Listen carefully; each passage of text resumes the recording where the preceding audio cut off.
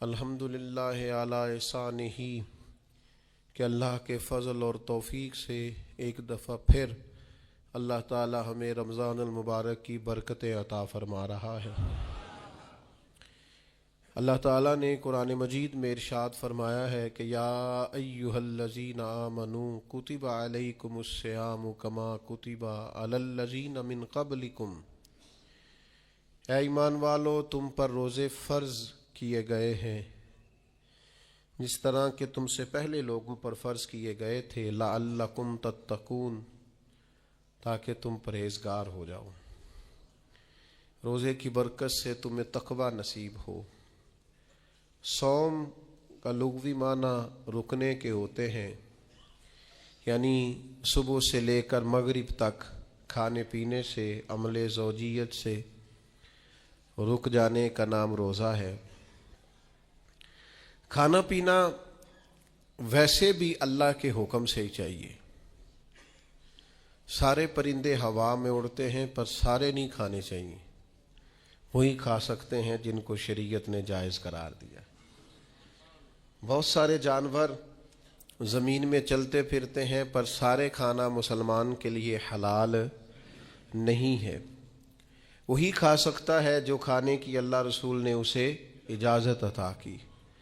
مال، پیسہ، دولت ارد گرد بکھرا ہوا ہے لیکن سارا ہمارا نہیں، ہم وہی کھا سکتے ہیں جو ہمارے رب نے ہمارے لیے جائز رکھا ہے اور جو ہمارا حق ہے۔ کھانا پینا پہلے بھی مسلمان کا اللہ کی مرضی سے ہی ہے، ہر چیز ہر شے کھا سکتا نہیں ہے۔ بس رمضان میں ایک پابندی اور لگا دی کہ جو جائز بھی ہے، جو حلال بھی ہے، جو طیب بھی ہے، بس تمہارے رب کی مرضی ہے کہ تم نے صبح سے لے کر مغرب تک وہ بھی نہیں کھانا۔ بس پہلے بھی پابند ہے اللہ کے حکم کے، اور رمضان میں ایک پابندی اور کرنی ہے اور روزہ رکھنا ہے۔ اور اس روزہ کتنی کو محبوب چیز ہے، اللہ کو کتنی کو پسند ہے۔ نسائی میں حدیث ہے، ایک صحابی نبی کریم علیہ السلام کے حضور حاضر ہوئے اور عرض کی یا رسول اللہ صلی اللہ تعالی علیہ وسلم، مجھے کوئی ایسا عمل بتائیں جو مجھے نفع دے۔ مطلق اعمال میں سے جتنے بھی اعمال موجود ہیں اللہ کی رضا کے لیے کرنے والے، ان میں سے اس نے کسی عمل کا انہوں نے سوال کیا۔ عرض گزار ہوئے یا رسول اللہ صلی اللہ تعالی علیہ وسلم، کوئی عمل بتائیں جو مجھے نفع دے۔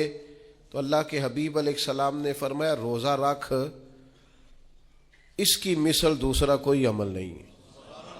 روزہ اتنا بڑا عمل ہے انسان کو نفع دینے والا، مسلمان کو فائدہ پہنچانے والا، کہ اس جیسا دوسرا کوئی عمل یہ حدیث میں حضور علیہ السلام نے بیان کی۔ اب روزہ اتنی بڑی سعادت ہے اور کرنا کیا ہے؟ اللہ کے حکم سے کھانا پینا ہے۔ جس وقت اس نے کھانے سے روک دیا اس وقت رک جانا ہے، جس وقت اجازت دی ہے اس وقت کھا لینا ہے، لیکن نفع اتنا ہوگا کہ حضور فرماتے ہیں اس جیسا دوسرا عمل ہی کوئی نہیں، اتنا فائدہ مند کام ہے۔ روزے بڑی غنیمت ہیں۔ رمضان المبارک کا مہینہ بڑی سعادت ہے۔ آپ اندازہ فرمائیے کہ نبی پاک علیہ السلام نے حضرت سلمان فارسی رضی اللہ تعالیٰ عنہ فرماتے ہیں رمضان سے ایک دن پہلے خطبہ دیا تھا باقاعدہ، اور ہمیں حضور نے رمضان کی عظمتوں سے آگاہ کیا تھا۔ رمضان المبارک سعادت افروز گھڑیاں ہوتی ہیں، اس کا لمحہ لمحہ برکت ہوتا ہے، اس کی ایک ایک ساتھ خدا کا انعام لے کے آتی ہے۔ رمضان المبارک کی ایک ایک گھڑی بخشش، مغفرت، اللہ کی عطا، اللہ کا کرم، اللہ تبارک و تعالیٰ کی رحمتوں سے بھرپور ہوتی، ایسے جیسے چاروں جانب خدا کی رحمت کا می برس رہا ہوتا ہے۔ بس جن کی جھولیاں پھیلی ہوئی ہوں گی اور جن کے دامن کھلے ہوئے ہوں گے وہ اپنے دامن رحمت الہی سے بھرپور کر لیں گے۔ لیکن سادی سی بات ہے بھائی، جو آدمی سویا رہے، غافل رہے، اٹھ کے اپنے کمرے کا دروازہ ہی نہ کھولے تو سورج جتنا مرضی چمک رہا ہو اسے کوئی فائدہ حاصل ہوتا نہیں، اسے کوئی روشنی نصیب ہوتی نہیں، کیونکہ وہ تو اٹھا ہی نہیں، جاگا ہی نہیں، بیدار ہی نہیں ہوا۔ صبح کی آب و ہوا بڑی ٹھنڈی ہوتی ہے، بڑی صحت افزا ہوتی، لیکن اگر کوئی لوگ غافل ہی رہے اس میں اور صبح اٹھے ہی نہ، سیر کرے ہی نہ، فجر کو نکلے ہی نہ، اس کی غفلت اس پر طاری رہے، تو جتنا مرضی صبح کا سویرا ہو، جتنی مرضی راحتیں اور رحمتیں ہوں، اسے اس سے نفع حاصل ہوتا وہ تو اسی کو ہوگا جو اٹھے گا، آنکھ کھولے گا۔ تو اچھی طرح سمجھ لیجئے گا، رمضان المبارک کی سعادتیں اتنی بڑی ہیں، برکتیں اتنی زیادہ ہیں کہ حضور علیہ الصلوۃ والسلام نے فرمایا نفل کا ثواب فرض کے برابر، فرض کا ثواب 70 گنا بڑھا کے دیا جائے گا۔ لیکن اگر کوئی غافل کا غافل ہی رہا، اس بیچارے کا موبائل رمضان میں بھی بند نہیں ہوا، لا یعنی بے مقصد بے معنی چیزیں، لغویات اور عبث چیزوں میں اس نے رمضان بھی گزار دیا، تو سعادتیں تو برس رہی تھیں، سورج تو نور کا چمک رہا تھا، روشنی تو پھیل گئی، سعادت افروز گھڑیاں تو آ چکی تھیں، پر اس نے اپنی آنکھ کو ہی نہیں کھولا، غافل کا غافل رہا، تو اسے کچھ میسر آ سکتا، کچھ غفلت دور کرنی پڑے گی۔ اب دیکھیے ہمارے ہاں محفل ہوتی ہے، لوگ گلیاں سجانی شروع کرتے ہیں 1 یا 2 دن پہلے، کسی گھر میں شادی ہوتی ہے تو لوگ گھر کا آنگن، صحن، چھت اور سامنے والی دیوار سجانا شروع کرتے ہیں 2-3 دن پہلے، اس سے زیادہ نہیں۔ بڑی خاص بھی کو محفل ہو تو 1-8 دن پہلے لائٹنگ لوگ کرتے ہیں کہ پتہ چلے یہاں ذکر رسالت مآب صلی اللہ تعالی علیہ وسلم کیا جائے گا اور یہاں حضور کے تذکار کیے جائیں گے۔ 2-4 دن پہلے اگر کہیں لائٹنگ ہو جائے تو لوگ کہتے ہیں یار کوئی کمال ہی بات ہے کہ اتنے دن پہلے یہاں اتنی روشنیاں نظر آ رہی ہیں، کوئی انفرادی کام ہے، اس پر نظر جاتی ہے۔ آپ ذرا رمضان کی شان تو دیکھیں، حضور فرماتے ہیں سارا سال جنت سجائی جاتی ہے، کس لیے؟ حضور فرماتے ہیں رمضان المبارک کے لیے، سارا سال جنت سجا دی جاتی، اس کو تیار کیا جاتا ہے رمضان کی سعادت افروز گھڑیوں کے لیے، ان مقدس ایام کے لیے جو لے کر رمضان سایہ فگن ہوتا ہے، اس کے لیے پورا سال جنت کو سجایا جاتا ہے، تزئین و آرائش کی جاتی ہے، اور رمضان آتا ہے تو کریم کے کریمانہ فیصلے ہونے شروع ہو جاتے ہیں۔ کریمانہ فیصلے، ایک کریمانہ فیصلہ ہوتا ہے کہ دوزخ کے دروازے بند کر دو اور جنت کے سارے ہی دروازے کھول دو، اس کو راستہ کیا گیا ہے۔ پھر آپ کو پتہ ہے ایک انوکھی بات بھی آپ سے کرنی ہے، قانون نافذ کرنے والے اداروں کو نا مجرموں کا پتہ ہوتا ہے، ان کو پتہ ہوتا ہے کس جگہ کچھ فسادی لوگ ہیں، وہ دیکھتے ہیں نا ملک میں کوئی خاص مہمان آ رہا ہے جو ملک کے لیے فائدہ مند ہے، اور وطن کے لوگ اور وطن کو اس سے فائدہ ہوگا، استفادہ کریں گے لوگ اس کے آنے سے، وہ کیا کرتے ہیں ان فسادیوں کو پہلے بند کر دیتے ہیں، کہتے ہیں ایسا نہ ہو کہ یہ آ کے کوئی خرابی کرے، وہ منع کر دیتے ہیں۔ تو یاد رکھ لیں، سمجھ لیں، حضور فرماتے ہیں شیطان کو بھی قید کر دیا جاتا ہے۔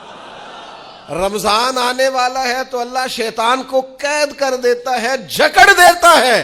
فرمایا رمضان آ رہا ہے اور میرے بندوں نے اپنی بخشش کرانی ہے، انہوں نے میری عبادت کرنی ہے، انہوں نے روزے رکھنے ہیں، انہوں نے آ کر کے اللہ کے حضور معافیاں مانگنی ہے، اور رمضان کی ہر رات میں 70 ہزار یا بلا مثال و بلا تشبیہ اللہ جانے کتنے بے حساب لوگوں کی رب نے بخشش کرنی ہے۔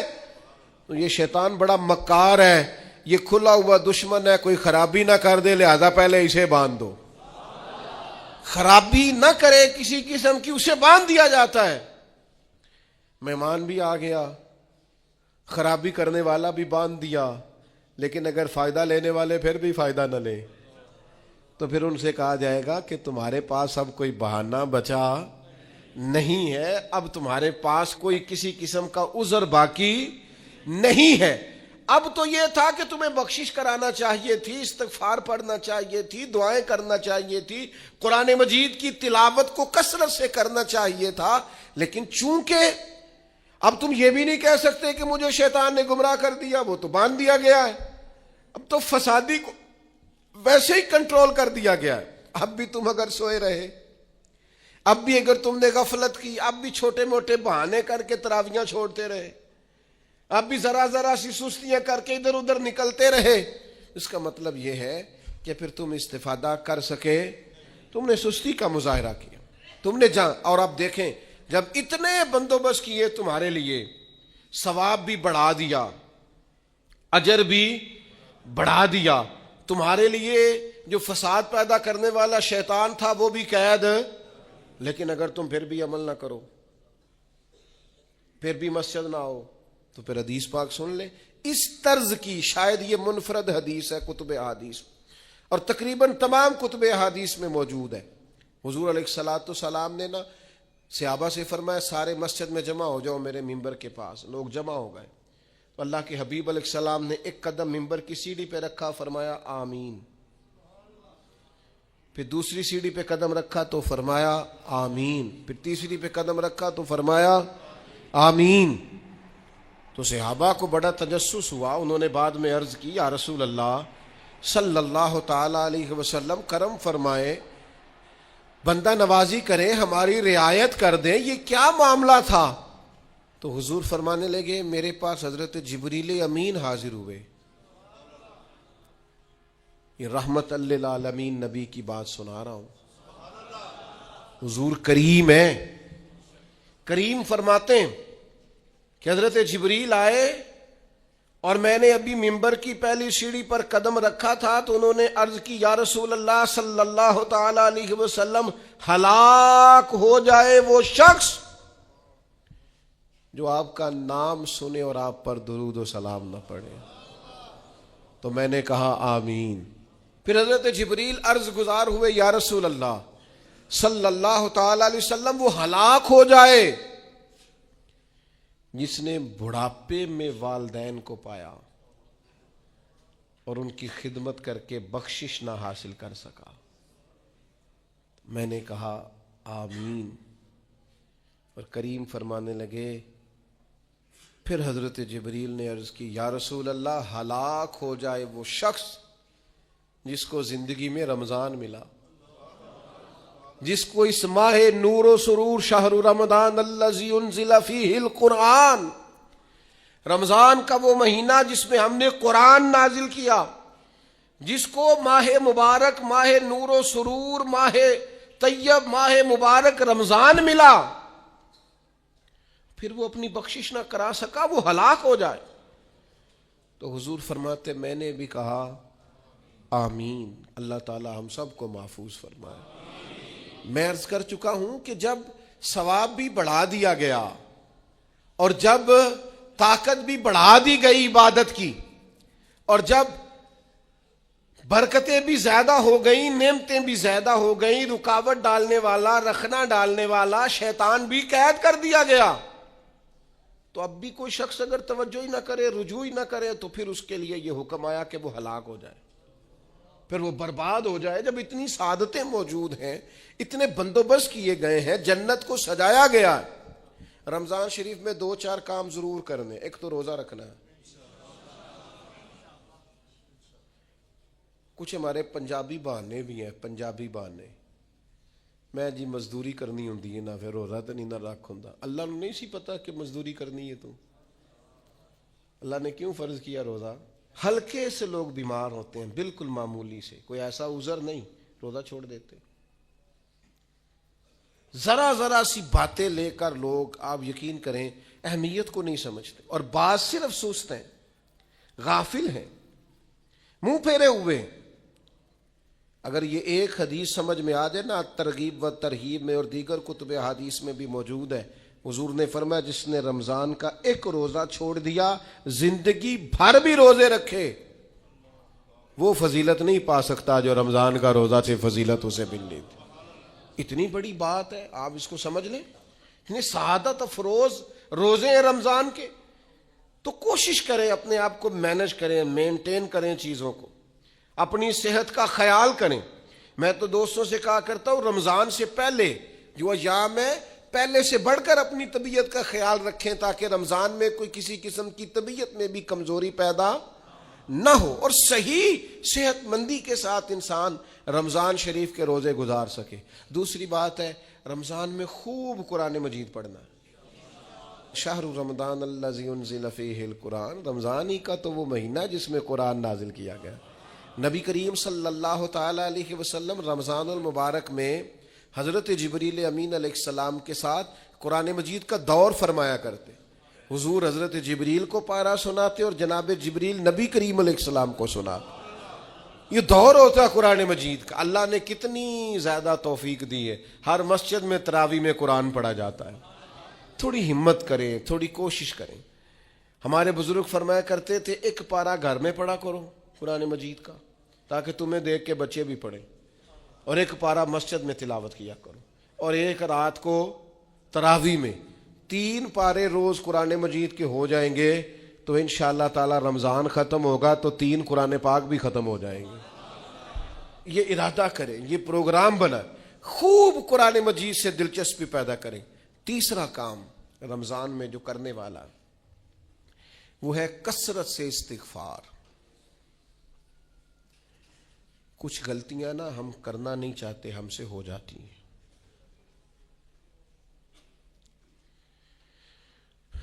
کچھ غلطیاں ایسی ہیں جو ہم بڑی بڑی کر چکے ہیں لیکن ہمیں یاد ہی نہیں، بھول گئے۔ کچھ خطائیں ہم سے ایسی سرزد ہوتی ہیں جو لاشعوری میں ہو جاتی، ہمیں سمجھ ہی نہیں ہوتی کہ یہ خطا ہے اور اتنی بڑی ہے۔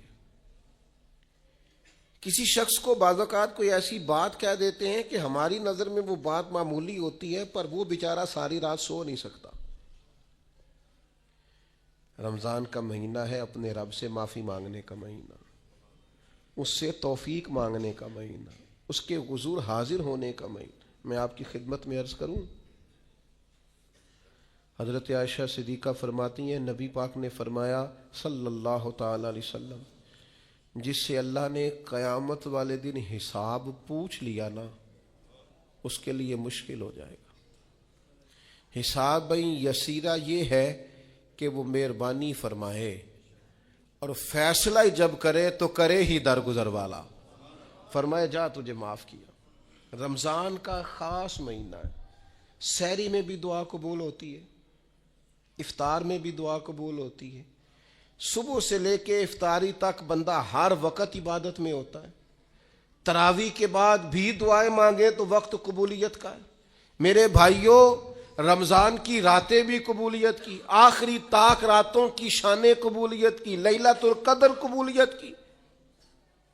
اس دفعہ جھک نہ جائیں اس کی بارگاہ میں سجدے میں، رو رو کے معافی مانگ نہ لیں اس سے۔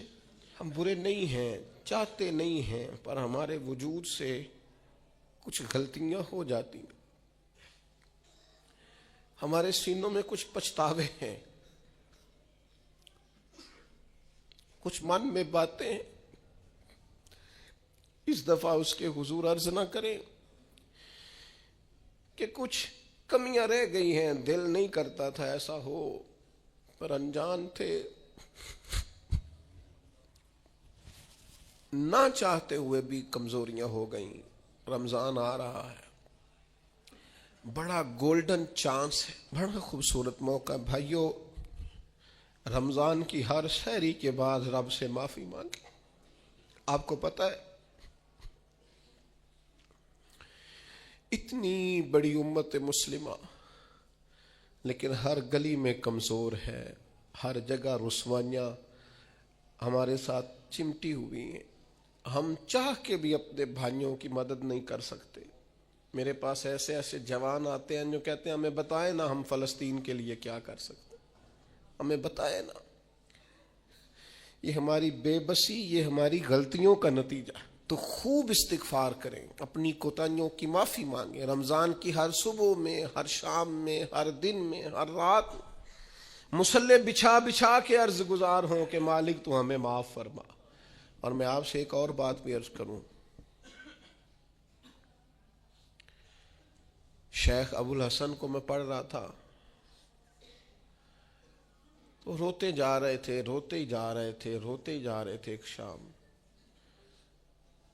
تو ان کے کچھ لوگوں نے ان سے کہا کہ حضور اس قدر زیادہ آہوزاری، تو فرمانے لگے میری بس اتنی خواہش ہے کہ جب میں اپنے رب سے ملوں نا تو میرا رب مجھے ناراض نہ ملے، تو میں ہر وقت اس لیے تڑپتا ہوں کہ میرے اندر جو کوتاہیاں مجھ سے ہو گئی ہیں میرا مالک وہ مجھے معاف کر دے۔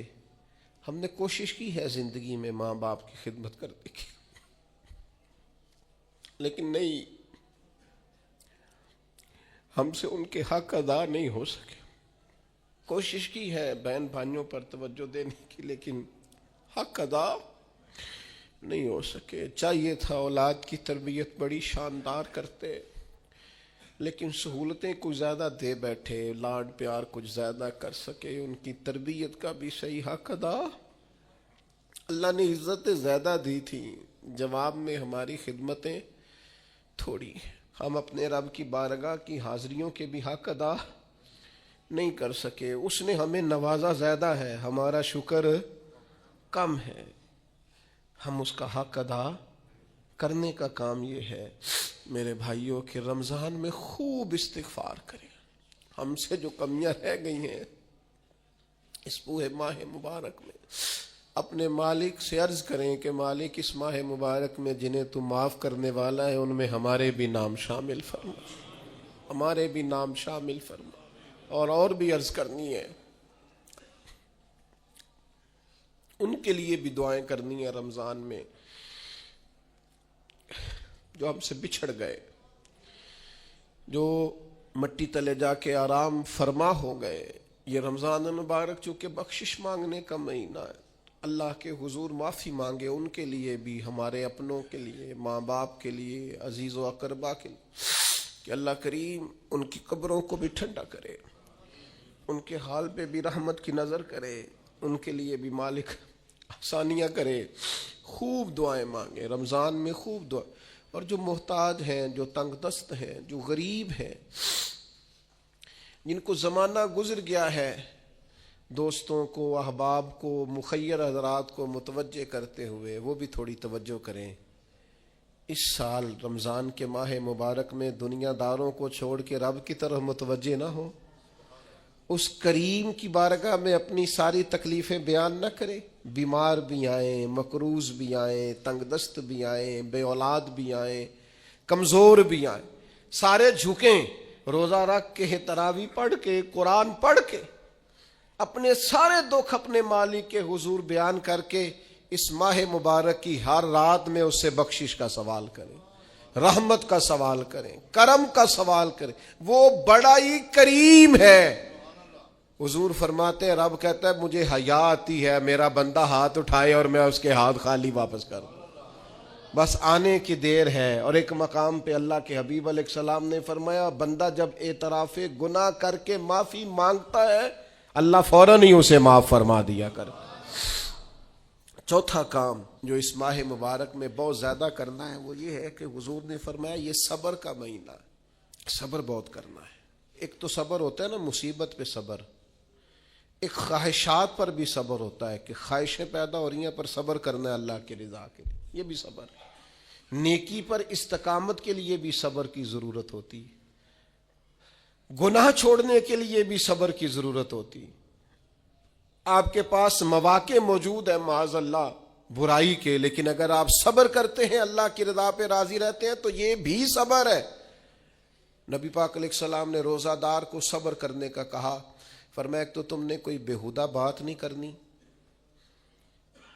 کوئی گالم گلوچ نہیں کرنی، اور اگر کوئی تم سے لڑائی جھگڑا کرے، کوئی بےہودہ بات کرے تو تم نے کیا کہنا، انی صائم مرتین، تم نے 2 مرتبہ کہنا ہے بھائی میں تو روزہ دار ہوں۔ کوئی جھگڑا کرنا چاہے، لڑائی کرنا چاہے، برا بھلا کہے، کوئی الجھانا چاہے تو کہنا انی صائم، میں روزہ دار ہوں۔ یہ وظیفہ یاد کریں گے؟ کیا کہنا ہے؟ یہ وظیفہ ہے پورے رمضان کا، یہ بخاری میں حضور نے بتایا ہے۔ کوئی جھگڑا کرے گھر کے باہر بھی اور گھر کے اندر بھی کوئی جھگڑا کرنے لگے، جھگڑا ہونے لگے تو کہنا انی صائمن، میں، اور ایک دفعہ نہیں کہنا، مرتین، حضور نے فرمایا 2 دفعہ کہنا، میں روزہ دار ہوں، میں کوئی جھگڑا نہیں کروں گا، کوئی فساد نہیں کروں گا، کسی بےہودہ بات کا جواب نہیں دوں گا۔ کیوں؟ اس لیے کہ میری ایک شان ہے، میں روزہ دار ہوں، میں اس وقت ایک منصب پر فائز ہوں، میں روزہ دار ہوں، یہ وظیفہ پکانا ہے ہر بےہودہ بات سے، ہر جگہ۔ اور حضور علیہ السلام نے فرمایا، یہ بھی بخاری میں موجود ہے، فرمایا جس نے جھوٹ بولنا اور اس پر عمل کرنا نہیں چھوڑا، اللہ کو اس کے بھوکا پیاسا رہنے کی کوئی حاجت نہیں ہے۔ جھوٹ ہی نہیں چھوڑا اس نے، ابھی بھی جھوٹ بول رہا ہے، روزہ رکھ کے بھی جھوٹ پر عمل کر رہا ہے، اللہ تعالیٰ کو اس کے بھوکا پیاسا رہنے کی کوئی حاجت نہیں ہے۔ تو روزہ رکھنا ہے، پھر اس کی تھوڑی سی حفاظت بھی کرنی۔ پھر آگے چلیے، 5ویں گزارش، نبی پاک نے فرمایا رمضان غم خاری کا مہینہ ہے۔ آپ کو پتہ ہے جو بندہ روزہ نہ رکھ سکے کسی خاص مجبوری کی وجہ سے، بیماری کی وجہ سے، کسی عذر کی وجہ سے، تو قرآن مجید نے کیا کہا؟ وہ ایک مسکین کو کھانا کھلائے۔ روزے کا فدیہ یہ ہے کہ پھر وہ کیا کرے، روزہ نہیں رکھ سکتا تو مسکین کی خدمت کرے۔ شرعی حکم یہ ہے کہ کسی نے اگر روزہ توڑ دیا رمضان کا تو 60 روزے رکھے کفارے میں، 60 نہیں رکھ سکتا تو پھر 60 مسکینوں کو کھانا کھلائے۔ تو بار بار روزے میں مسکین کا ذکر آ رہا ہے۔ نبی کریم صلی اللہ تعالی علیہ وسلم نے ارشاد فرمایا، جس شخص نے کسی روزہ دار کو افطاری کرائی تو اللہ تبارک و تعالی افطاری کرانے والے کی بخشش بھی فرما دے گا، اور فرمایا جتنا اجر روزہ رکھنے والے کو ملے گا اتنا ہی اجر اللہ افطار کرانے والے کو بھی عطا فرمائے گا۔